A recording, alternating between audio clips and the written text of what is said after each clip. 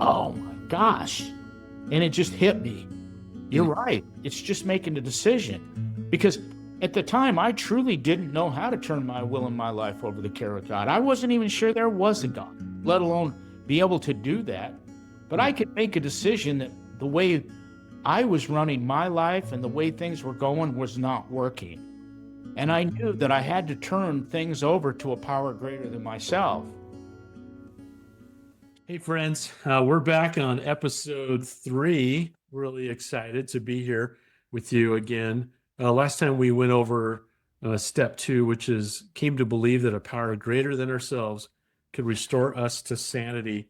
We talked about losing the sanity and gaining it back a little bit along the way.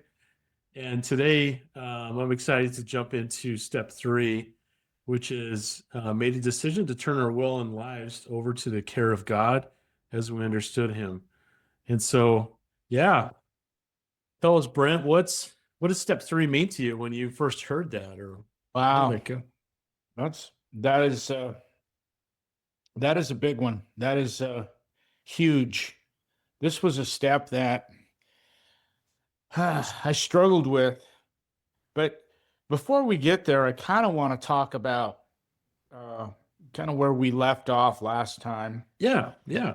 I want to kind of catch up to this point because I think step three is, for me, it's one of the most significant steps of all of them. And it really had a profound impact on my recovery. So I kind of want to just walk into that a little bit of how I got to that place where I started working that step. And that was, you know, when I got out of treatment, they gave me some instructions. I remember one of them was I needed to go to 90 meetings in 90 days. Wow. Being the good salesman I am, I tried to negotiate that down a little bit with my counselor. That didn't go over well, but he told me 90 meetings in 90 days. So Mm. I wanted to stay sober, and I think this is important that that I keep emphasizing the fact that this is a program of action. You can Mhm. talk the talk, but you got to walk the walk. And so I was ready to do that when I left the treatment center, scared to death. When I walked out the door of that hospital, I felt like, oh man, I was bare naked, throw me out into the world. I had no crutch, really. I just felt so lost and so afraid. And, here I was on my own again. And I didn't have that support system of the hospital. And I had to recreate that. And the way I did that is by tapping into meetings in my local area and hanging out with people. I talked a little bit about hanging out with some folks and going to lots of meetings and stuff. But one of the big things I needed to do when I left the treatment center was to find a sponsor. And Mhm. I asked a guy named Randy. Randy, I really liked what he shared in meetings. I really liked the guy. I was attracted to his recovery. It was no nonsense. It was right to the point. I talked a lot about the big book of Alcoholics Anonymous. He kind of followed the program the way it was laid out. And so I started working with Randy, and for whatever reason, it just didn't work very well. Uh, Mm. he was working and he was busy, and I needed somebody that was more attentive. I needed somebody that was there that I could pick up the phone and talk to because I was pretty raw. Anyway, I ran into this old friend of mine who, we talked a little bit about guilt and shame. And I was going to meetings, and I ran into this gal, and I knew I used to hang out with her brother. And this gal was just, he had a couple of sisters, and they were just drop dead gorgeous gals. And I knew her story, and her story was pretty remarkable. She came from this good family in Bountiful, Utah. She was, like I said, very attractive, and she got into the drug scene and everything. Anyway, long story short, she ended up being a prostitute, kind of a call Mm. girl.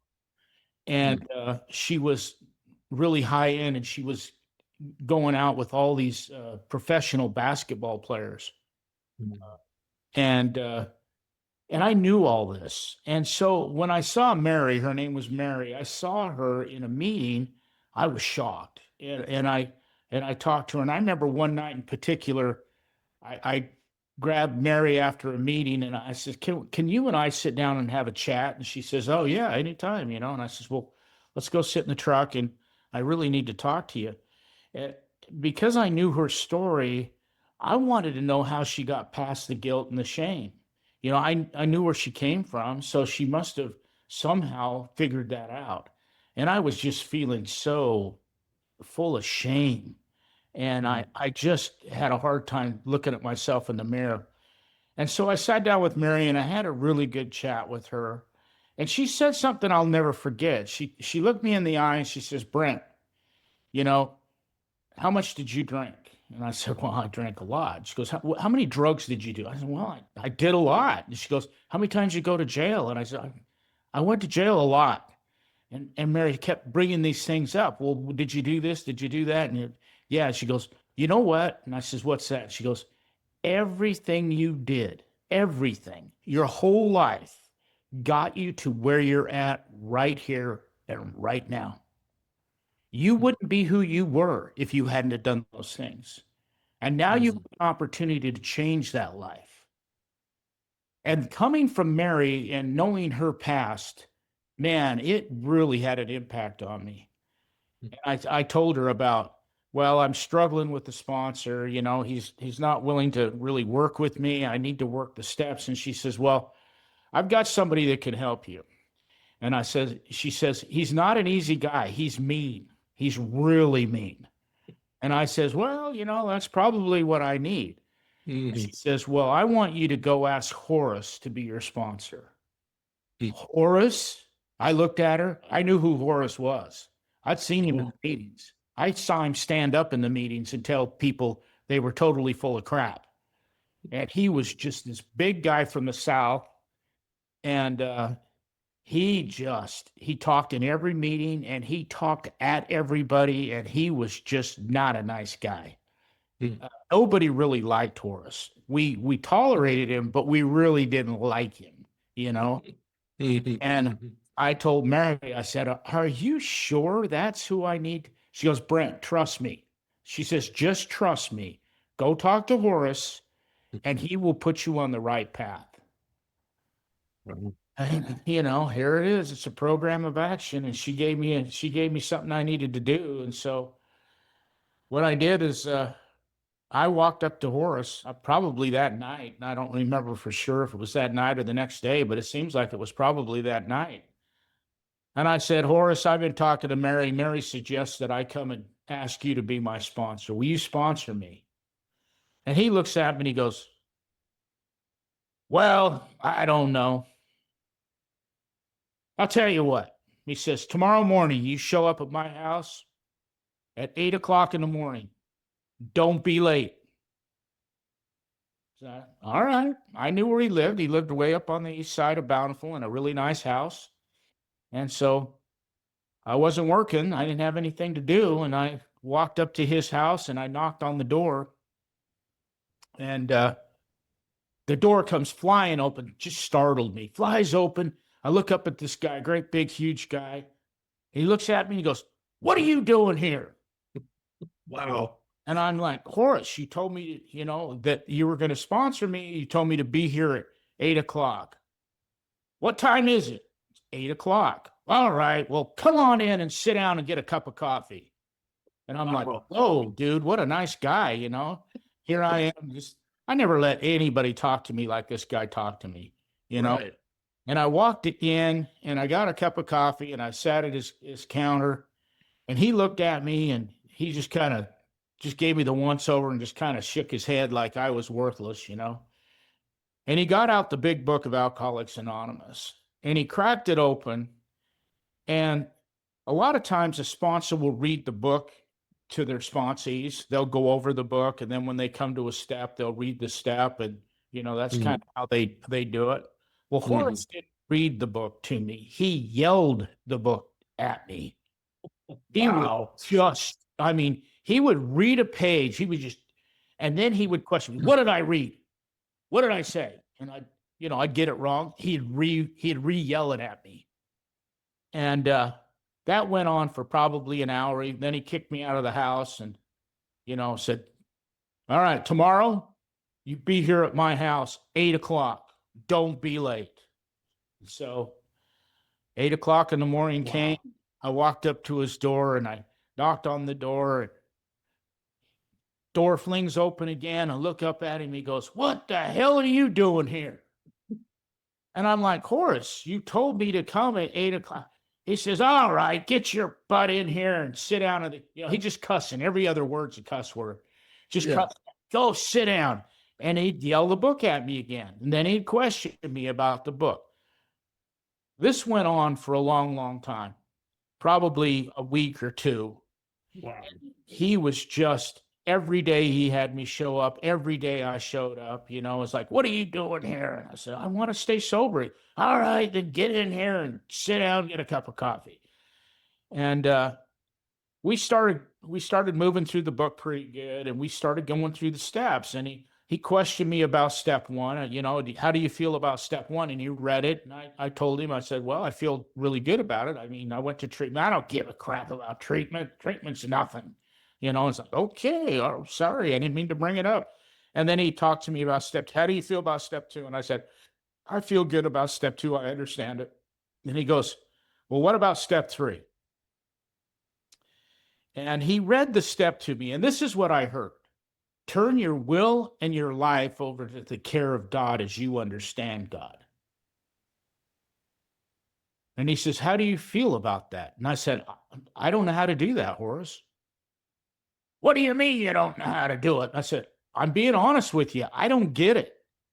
And he says, well, I want you to go home and think about it. I want you to reread that step. And I want you to think about it. And if you can't get to step three, then go back to step two. I'm like, all right. So I went and read that step over and over. And I kept reading it the same way. Turn your will and your life over to the care of God as you understood it. And I'm struggling. And so I said a couple of prayers, and I just said, God, please help me to understand this. And I'm not kidding you. I walked into this meeting that night after I said that little prayer, and up on the wall was the steps. And I'm here to tell you, this is what it said. I made a decision to turn my will and my life over to the care of God as I understood God. That was never there before. I made a decision. It was not there. It suddenly appeared. And it's like, what the heck? I was totally blown away. Made a decision.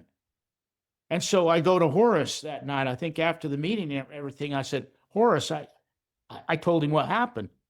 And he goes, well, yeah, I said that the whole time. You just didn't see it, And I said, well, I see it now. And he goes, well, can you make a decision to do that? He said something to the effect of, there's 3 frogs on the log. And he says, one decides to jump off. How many frogs are on that log? I said, well, 2. And he goes, no, there's not. There's 3. He just made a decision. Oh my gosh. And it just hit me. You're right. It's just making a decision. Because at the time, I truly didn't know how to turn my will and my life over to the care of God. I wasn't even sure there was a God, let alone be able to do that. But I could make a decision that the way I was running my life and the way things were going was not working. And I knew that I had to turn things over to a power greater than myself. So all of a sudden, it just made sense to me. He goes, all right, come up tomorrow. And tomorrow came, and there's a prayer in the big book, a 3rd step prayer. And it's, God, I offer myself to thee to do with me as thou wilt. Relieve me of the bondage of self, that I may better do thy will. Take away my difficulties, that victory over them may bear witness to those I would help of thy power, thy love, and thy way of life. May I do thy will always. Him and I got on our knees and we said that prayer. Hmm. And he goes, okay, now you're on to step 4. And that was step 3. Wow. Now, this step has been vitally important in my recovery. This is the step for me that gives me the courage and the strength to stay sober one day at a time. I say that prayer, obviously, I've got it memorized. I say that prayer all the time. I believe in that prayer. I said that prayer every day for I don't know how long. I still say that prayer. And it just means the world to me because I don't particularly understand this higher power thing. I don't understand what that is. I don't, you know, I, I go from uh, thinking that it's, George Burns sitting on a big old chair, and that's my God to to thinking that it's just the universe, or maybe it's not even a guy, maybe it's a girl, maybe, I don't know. I don't know. And I spent a lot of time trying to figure it out. And what I came to realize was it just doesn't matter what it is. I know there's something there. I know it. I felt it. I've experienced it. And as I'm walking through the steps, I'm starting to get some faith in this higher power. I understand that something in my life is changing. At this point in time, I had 60 days or coming up on 60 days.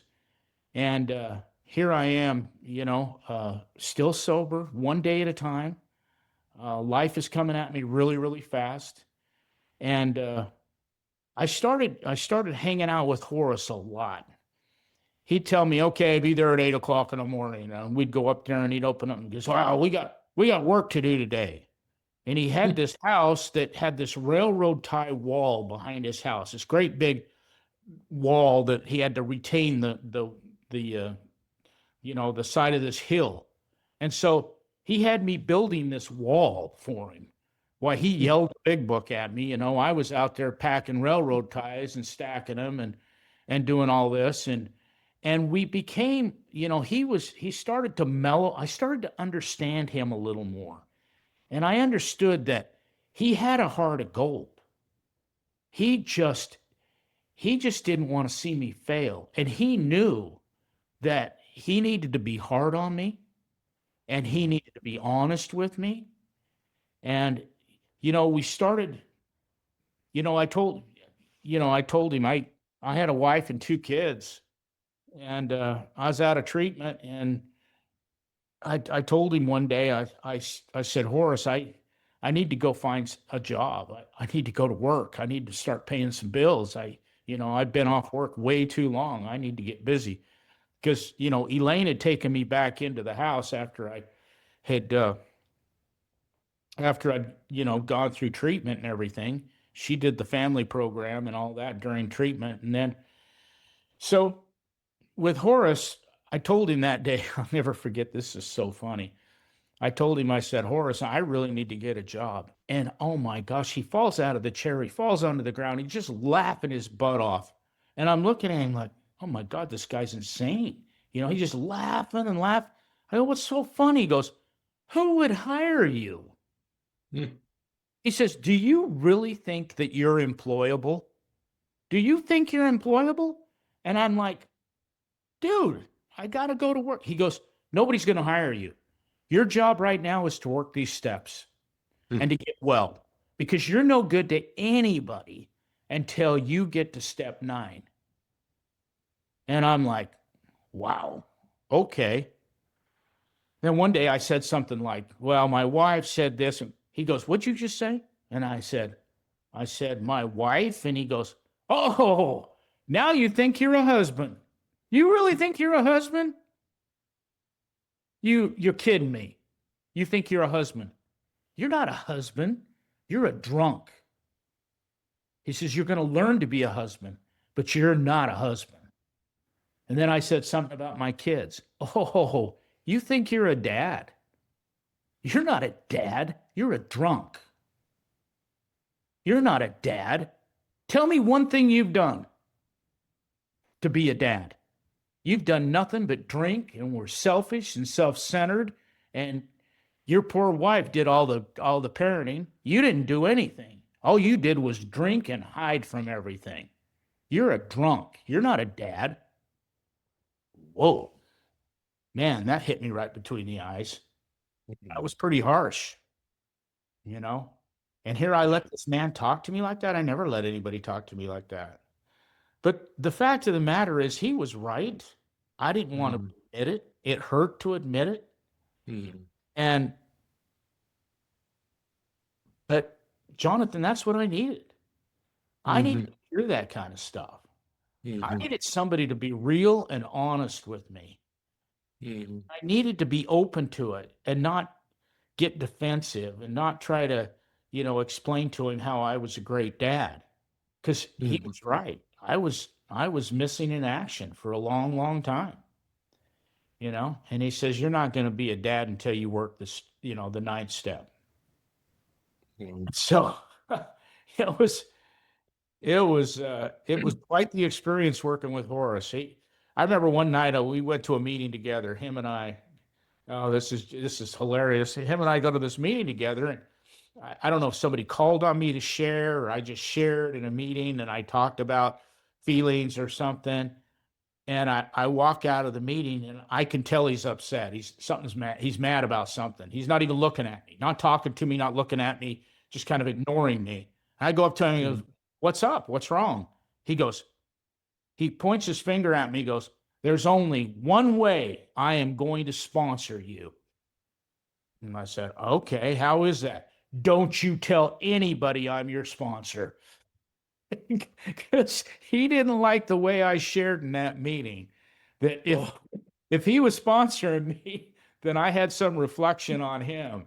And he said, You didn't have that. You cannot tell anybody that I'm sponsoring you. Well, everybody knew who was my sponsor. My sponsor. But it was just, he would say stuff like that all the time. Wow. He seems like this is your Mr. Miyagi to the Karate Kid, Exactly. Except it's like super mean and exactly what you needed, right? Like, I guess this is kind of, to me, it's like that pattern of the hero's journey, right? There's going to be some guy that's going to tell you like it is so you can move to the next level. And that's pretty cool. That's pretty cool. Yeah. And it, and for the viewers, for people out there, this is, like I said, I never let anybody talk to me like that.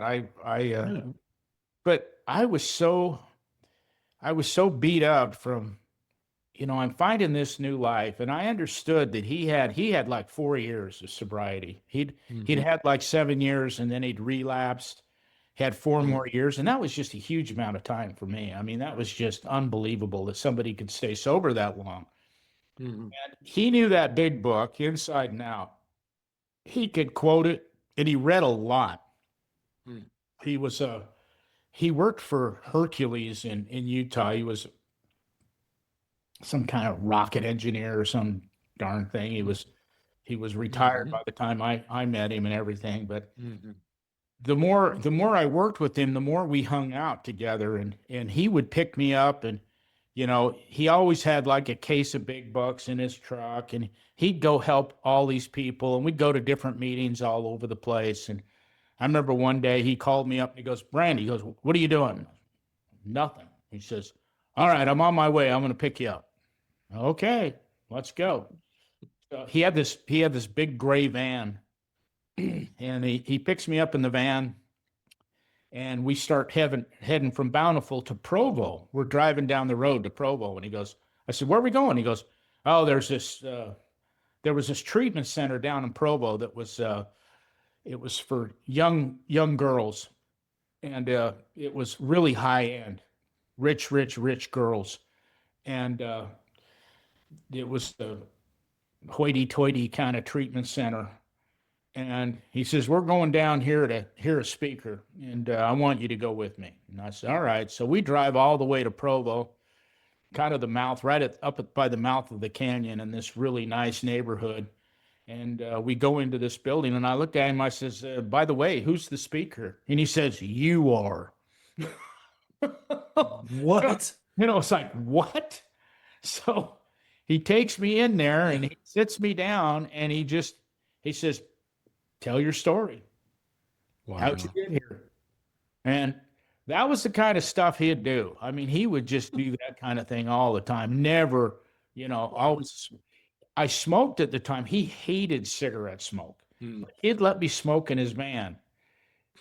And he told me that I could not quit smoking until I had 1 year of sobriety. I absolutely could not quit.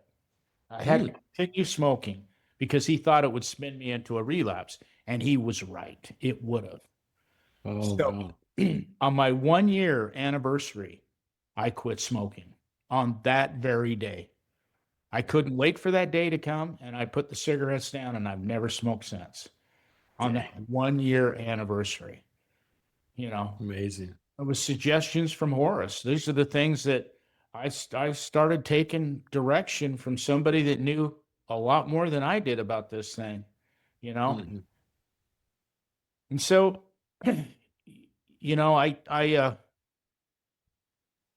gotten through that step. It was, and I hung on to that. And the next step is step 4, and I kind of want to start going into that because I think it's important that I talk about working with Horace, because I wasn't working.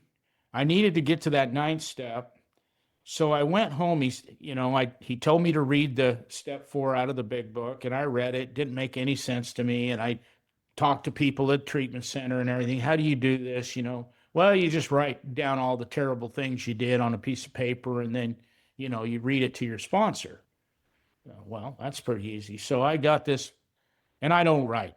And so I get this binder, and I start writing about 100 pages of just babbling, just on and on and on and on and on. So I make an appointment with Horace. I'm going to do my step 5. I'm got my step 4 done and going to go do step 5. And I go up to his house, and I bring out this tablet, and I show it to him, and he starts laughing. What do you have? And I said, well, this is my step 4. I was going to read it to you. He looked at it. He goes, that isn't a step 4. Where did you get that idea? You dummy, He's calling me every name in the book. Oh, wow. And he says, come here. He sits me down at this table in his house, and he goes, all right, I want you to take this piece of paper. And he made 3 columns on this piece of paper. He goes, okay, at the top of the paper, he says, I want you to write resentments. And I said, all right. He goes, okay, in that first column, I want you to write down everybody you resent. And he walked away. So I sat there and I started jotting down all these people that I resented. And then comes back and he says, okay, this next column, the middle column, is the cause of that resentment. Write down what happened. He goes, now I don't want you to write a book. I just want you to write notes, because you and I are going to talk about every one of these. He goes, just write a couple of notes saying, this is what we're going to talk about. This is what happened, And in the big book of Alcoholics Anonymous, there's an example of these 3 columns. And then the 3rd column is how it affected me, financially, emotionally, whatever, just little words, and it gives you a bunch of examples. Mm-hmm. So I took probably, I don't know, maybe an hour, and I wrote that down. And then he comes back and goes, okay, now get another piece of paper out, make 3 more columns. I make 3 more columns. He goes, okay, write fear on the top of the page. I wrote fear on the top of the page. He goes, now I want you to list all your fears. So I wrote down all my fears, and then the middle column was the cause of that fear. And then the 3rd column was how it affected me. Mm-hmm. And then I got that done, took another, I don't know, 45 minutes or whatever. And he walks back in, he goes, okay, now we're going to do 1 more sheet. And he says, make 3 columns. He goes, at the top, put harms. Now, the big book of Alcoholics Anonymous talks a lot about sexual harms. And Horace kind of gave me some instruction. He goes, I want you to list those. Don't go by them. But he says, I want you to list everybody you've harmed, not just sexually harmed them, but whatever you did, harm them in the situation and then how it affected you. Mm-hmm. And so I did all that. And I sat at his table for, I don't know, a couple hours to put it all together.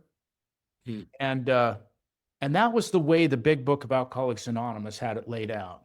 Here I spent probably a week and a half writing all this good crap down that he never even listened to.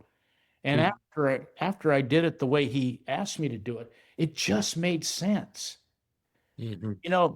You cannot work a step 4 until you've worked 1, 2, and 3.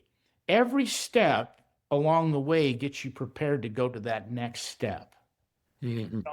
I couldn't have done that step 4 and wrote all those terrible things that I did, all those people I'd harmed, all the resentments, I couldn't have been honest with that if I hadn't done a step 3. Mm-hmm. That step 3, if I truly turned my will and my life over to God, God knows what I did. Mm-hmm. And in step 4, it says step 5, it talks about sharing that with another human being, going over your stuff. Mm-hmm. So anyway, I got done with all that and it felt right. It just felt like this is simplistic. I think one of the things that a lot of people do, especially a lot of people in meetings, a lot of people you'll run into out there, they're scared to death of doing a step 4. They will avoid it. They will not do it. They will do 1, 2, 3. They will not do 4. And they sure the heck are not going to do 5. Mm-hmm. And because they're just scared to death to write those things down and take a look at it and then to share it with somebody. Fear overwhelms them.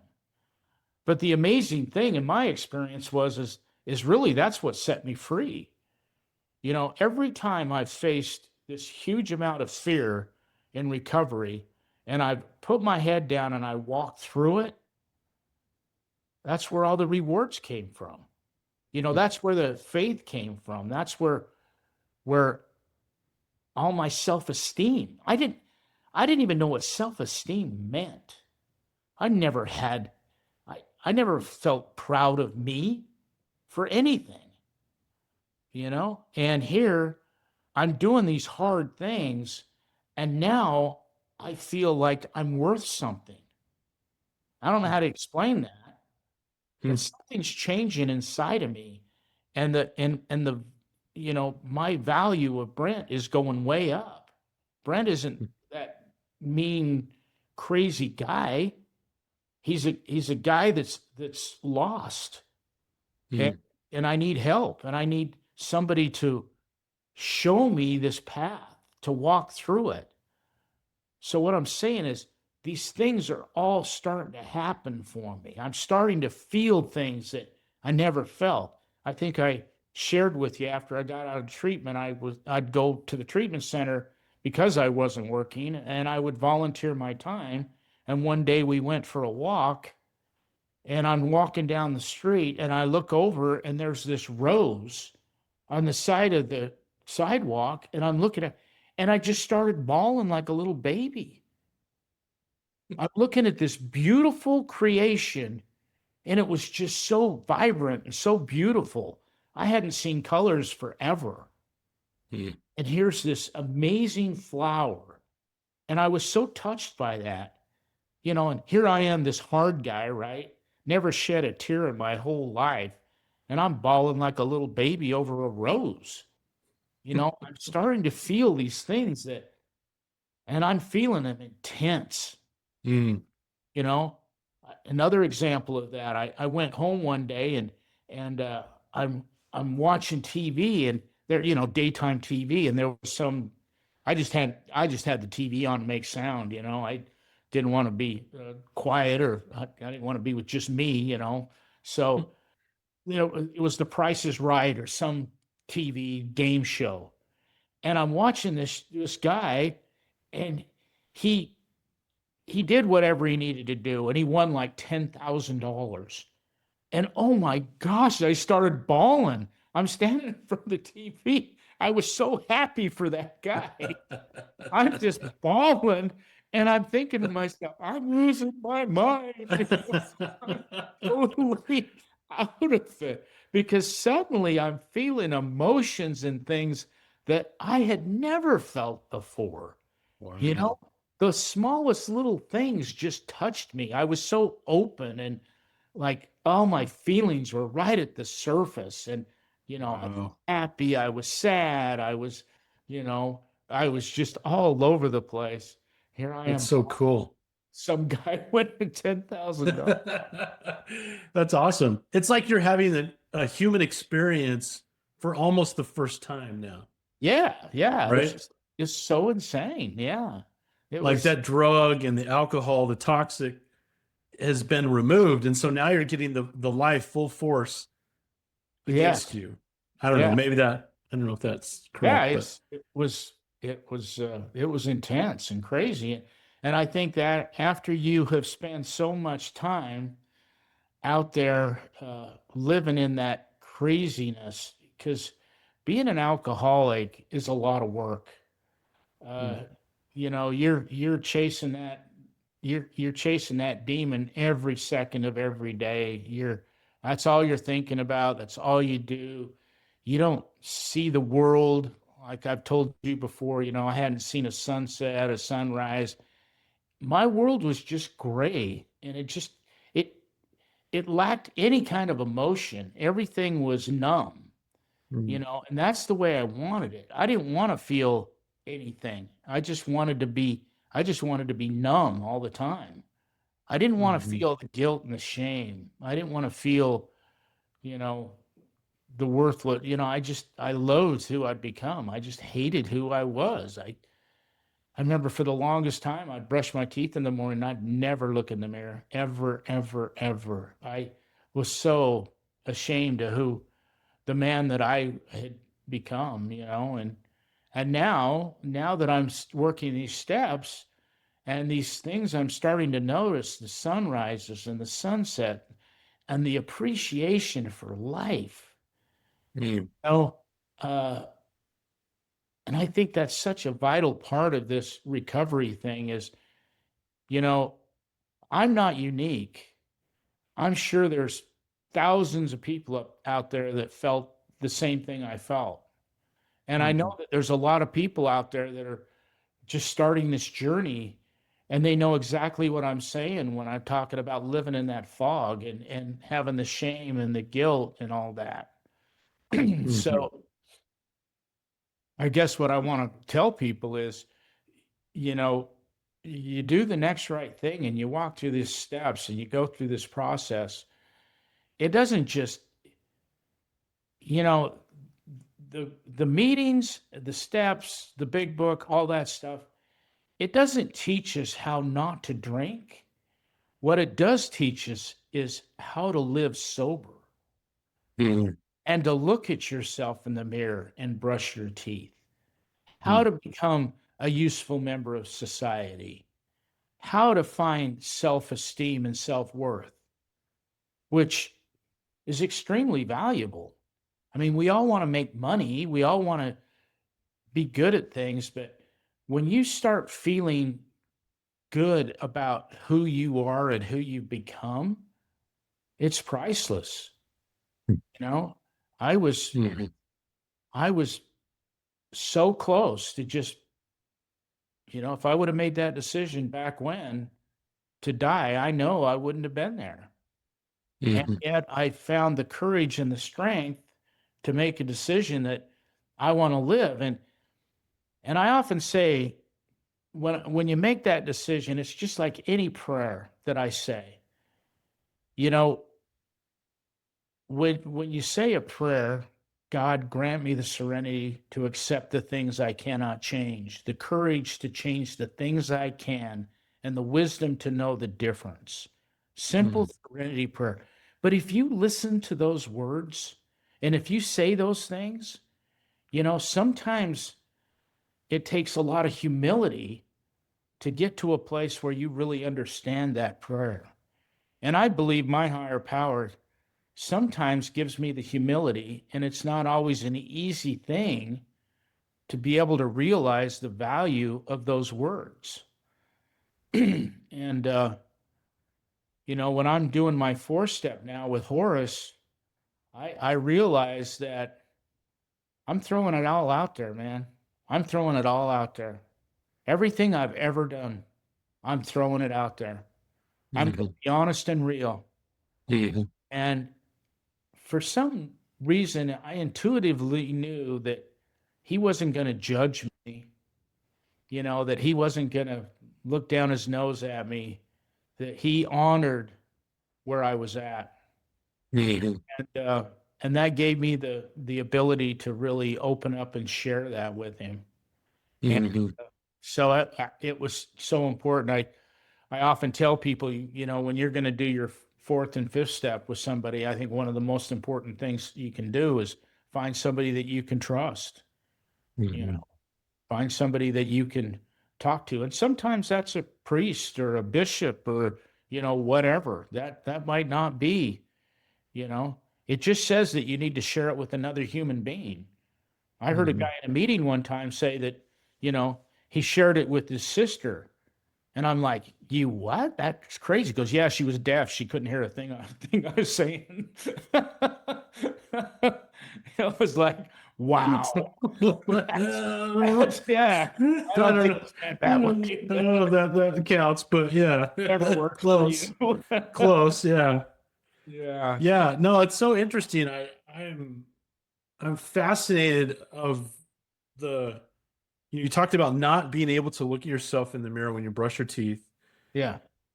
And now you've gone from that to writing, like looking at yourself in the mirror for 3-4 pages of stuff that it seems as though it's so counterintuitive, right? It's like, how could doing that get you to a place of peace, of hope, of moving on with your life? And I think maybe there's something there, and I don't know, but is it about the accountability of saying, hey, I'm looking square at myself and I'm gonna own what it is that I've done so that I can move forward? Is that part of it, or is there something else there? I think it, obviously each and every one of us knows what our demons are, the things that we've done, the people we've harmed, the actions that we did. I mean, it's really the first time, and alcoholics and drug addicts are really, really good at this, is they blame everybody and everything. And this is taking responsibility for who you are. It isn't about blaming, it's not about, well, I did this because of this.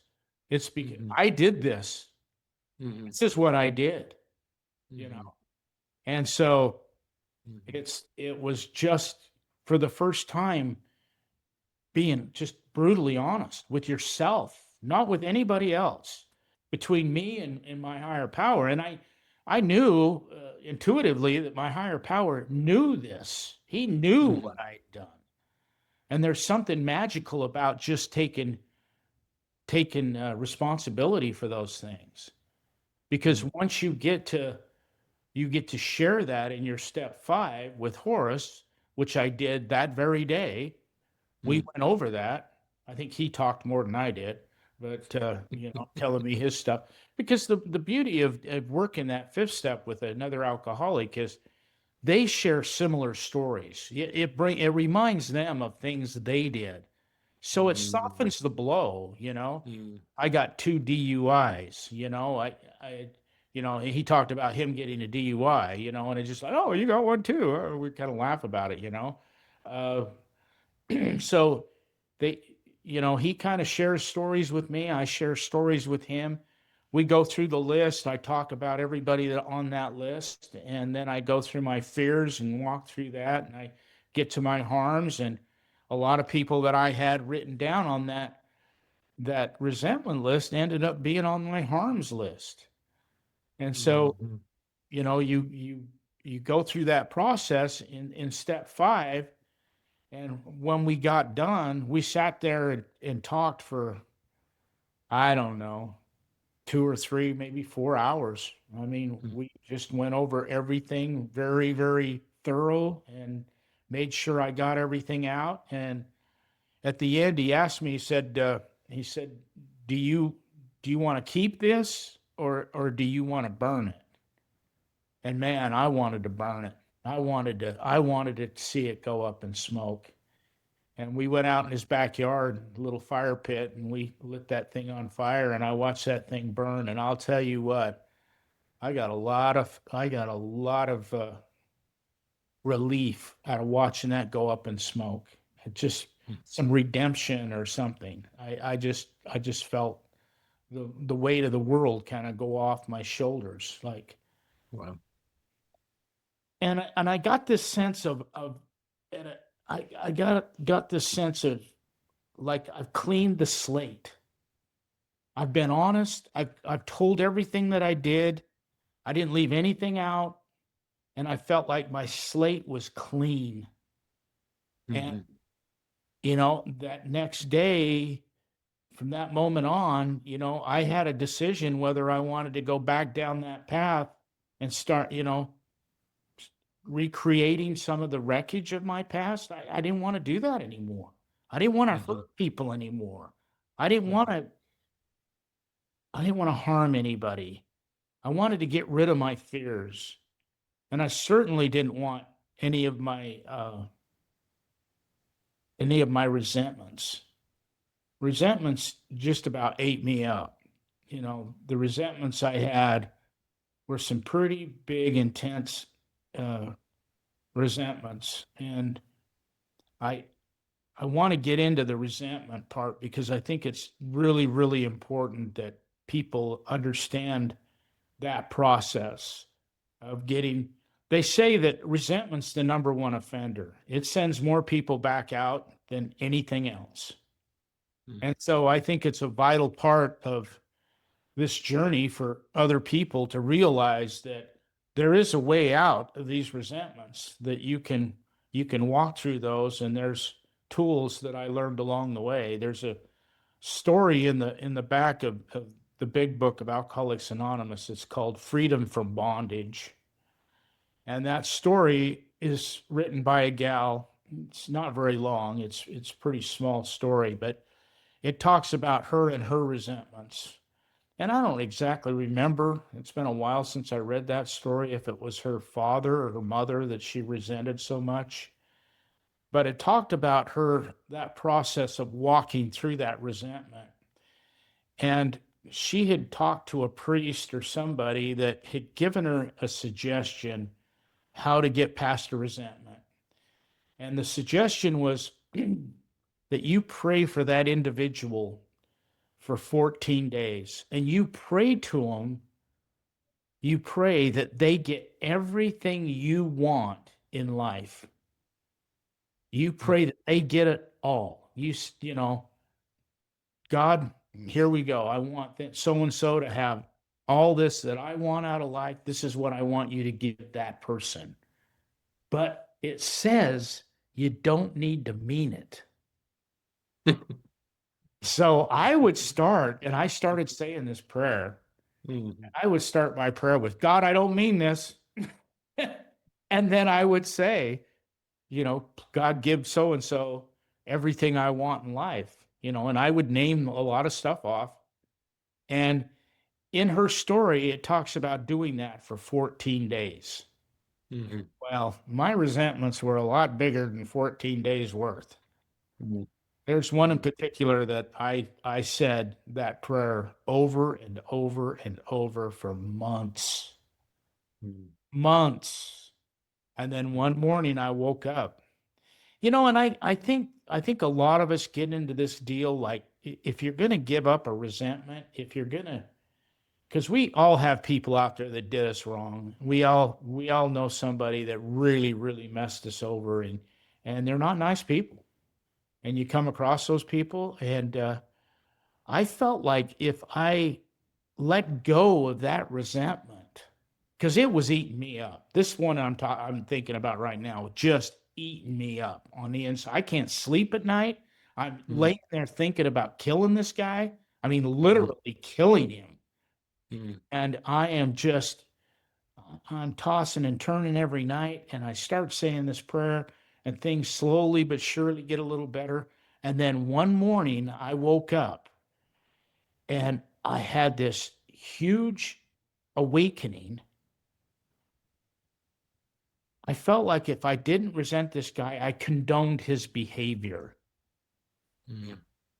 Like I had to hang on to the hate, because if I didn't, then it was like I gave him permission that it was okay. It was all right. You did what you did. And I woke up one morning and I realized, Brent, you're not perfect. You made a lot of mistakes, and you're an alcoholic. You have the disease of alcoholism. What he has, thank God I don't have. What he does to people, thank God I don't do that. And for just one split second, I made peace with myself. And I don't really know how to explain it, other than the resentment was I never stayed up all night thinking about him again. I never gave it much of a thought after that. It was like I released him from, a lot of people say a resentment's drinking poison, hoping the other guy dies, right? You drink the poison waiting for him to die. Well, that's what I've been doing. And so saying this prayer over and over, and here, once again, Brent's praying, Brent's taking direction, Brent's taking the action, because my life was miserable. I'm willing to do. And that's the beauty. That's the beauty of working these steps and walking through recovery, is I became willing to face life. I became willing, one step at a time, one little tiny piece of progress every day, one day at a time. I was able to walk through that resentment. I was able to walk through that 4th step, the 3rd step. All of a sudden I look up on the wall and made a decision. I swear that those words were not there. God put those there for me. Every time I look at that step, I swear those words were not there. They did not. They appeared only for me. So it was quite a miracle to be able to go through this stuff. So it's all, this recovery thing's all about action, risking, just who you are, getting real, and just getting honest, just getting brutally honest with yourself. And I think that was really the key for me to walk through a lot of this stuff, was just to be brutally honest and know that there was a power greater than myself out there that kind of had my back, And as I'm moving down the road and I'm getting more and more sobriety, and I'm starting to pick up, 30, 60, 90-day chips, and I'm like, whoa, something's happening. So that was an amazing time working with Horace.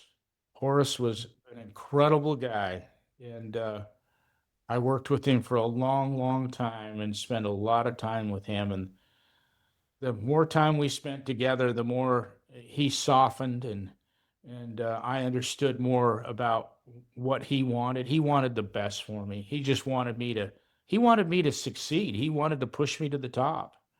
And he had a kind of a funny, rough way of doing it.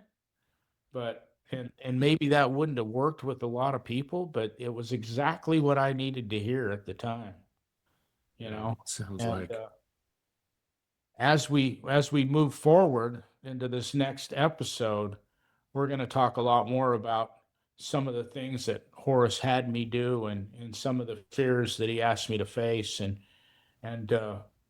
they were huge in my life, and very, very, very important to who I am today, and what I was able to walk through and face and move forward with, because that's what this thing's all about, man. It's just, first off, you're not alone. There's so many people out there that, when you work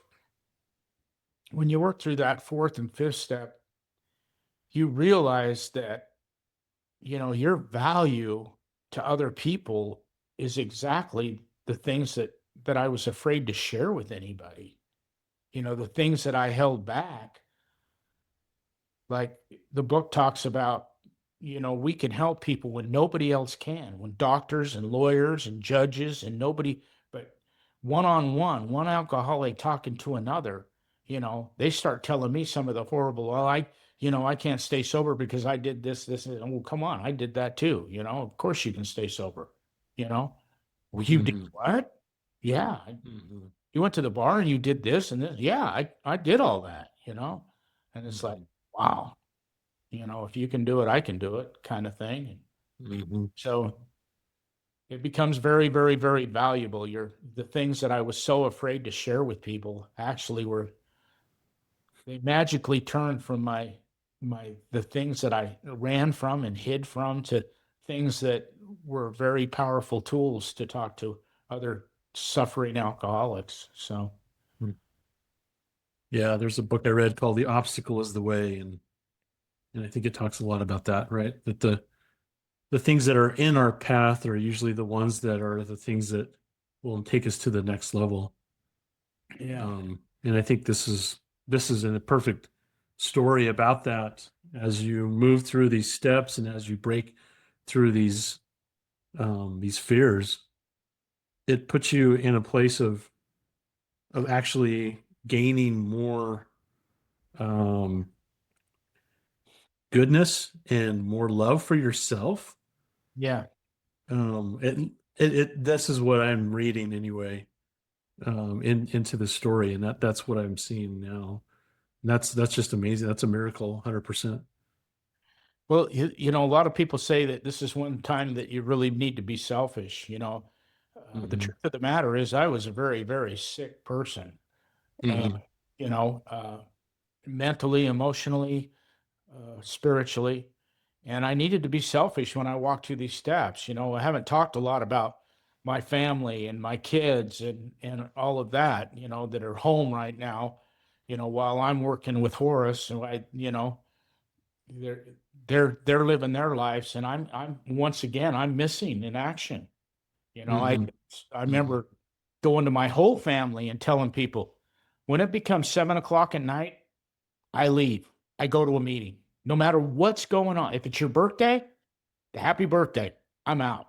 You know, I mean, I've got to take care of this. If I don't stay sober, I can't give that family anything, nothing.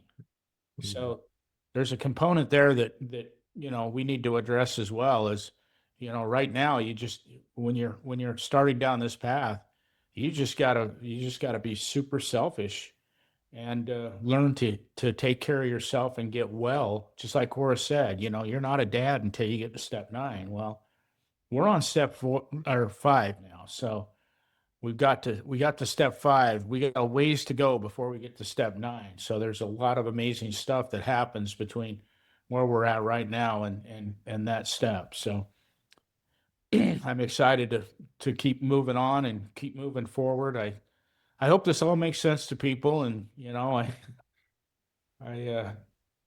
I talk about me a lot, but this is the value of this is, if I can do it, it's available to each and every one of us. One thing I know about my higher power is he doesn't he doesn't love any one of us any more than he loves the other one. It's not like I'm one of his favorite kids. We're all same level as far as I'm concerned. And so each person out there that's suffering from this disease has just as much opportunity as I have had to get well. It's just what you do with that opportunity that's super, super important. I did not want to drink again. And I went to a meeting every day, 7 meetings a week for 20 years. Hmm. I averaged 7 meetings a week. So Wow. suggest that for everybody, but that's how afraid I was of going back to that, waking that demon up again. I did not want to. I did not want to do that. Hmm. Wow. Amazing. You gotta Amazing. do what you got to do. Well, awesome. This has been so good. I think that's a good break right there. Uh, we got 4 and 5 down. The next one looks like exciting stuff to come. I'll just read the 6th step. It says, we're entirely ready to have God remove all these defects of character. Wow. So you list them all, and now you're going to be ready to have them all removed. Hmm. Yeah, That sounds, 6 is a paragraph in the big book. yeah. One paragraph. It's very short and sweet. It's not. There's not a lot to it. 7. Yeah. Most people do 6 and 7 together, Okay.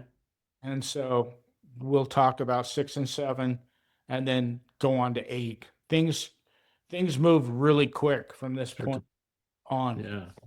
Yeah. Feels like. Well, that's great. I'm excited for the next one then. Yeah. Well, Brent, thanks for sharing. I really appreciate it. Yep. Super cool. All right, everyone. We'll catch you on the next episode. Thanks again and have a blessed day. We'll see you next time. Thanks for listening to Push Each Other to the Top. Brent's story is a reminder that even in our darkest moments, there's still a path forward and someone willing to walk it with us. If this episode meant something to you, share it. And if you're struggling right now, please know you're not alone. Follow the show wherever you get your podcasts so you don't miss the next story. And if you can, leave a quick review. It helps more people find these conversations. New episodes drop soon. We hope you'll come back. Continue listening for behind the scenes moment after we ended the episode. Yeah, that was Hold Horace, man. That was funny. That guy sounds like a piece of work that you exactly needed. Yeah, it's just amazing. He would cuss at me. Oh man. I'll bet. I mean, somebody in the meeting would talk about fear or something. I'm afraid to do this, or I'm afraid. Oh, he would jump up in the meeting and start yelling at him. What That's the hell are you crazy. talking about? Who's your sponsor? And he just would just get after him. I mean, he would go after people, and he was always negative when he shared. It's like, I don't know how the heck any of you guys stay sober, Nobody seemed to be working the steps. You even know what the steps. He'd go to meetings, go, okay, this is what we're going to do.